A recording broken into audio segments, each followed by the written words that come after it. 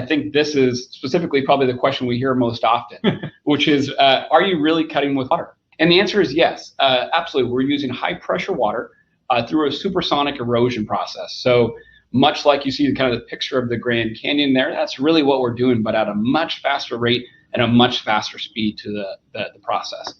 And what we have here is a quick little video of some of that, what's called a pure water jet. So not using any sort of additives or aggregate or any sort of abrasive in the mixture, but this is using that just pure water jet stream to do that soft material cutting.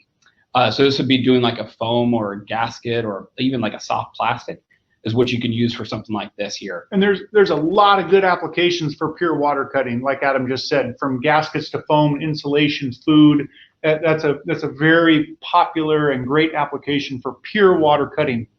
I even got, I don't know if everybody on the screen can kind of see it here so you can see what they're actually cutting, but again, a very soft material. The general rule of thumb is if you can cut it with a razor blade or a knife, you can cut it water only with a water jet system.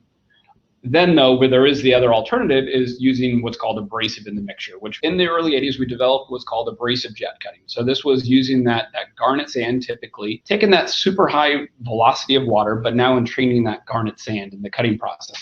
By doing that, we really opens up the doors and for a ton of other applications for water jets, getting into harder materials like your metals, the stone, kind of glass cutting applications is where you'd be using that garnet sand or that abrasive jet, as we often call it. We're really converting that pressure into velocity of that stream as it's traveling through. We have a quick little video for the group to kind of showcase just that, what an abrasive jet setup is here.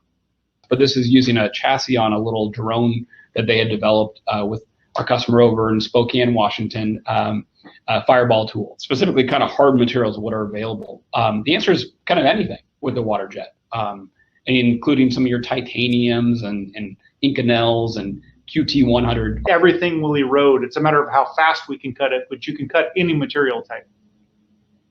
Typically, you're going to program out that shape right on the jet and be able to process it and come right off the system as you're seeing.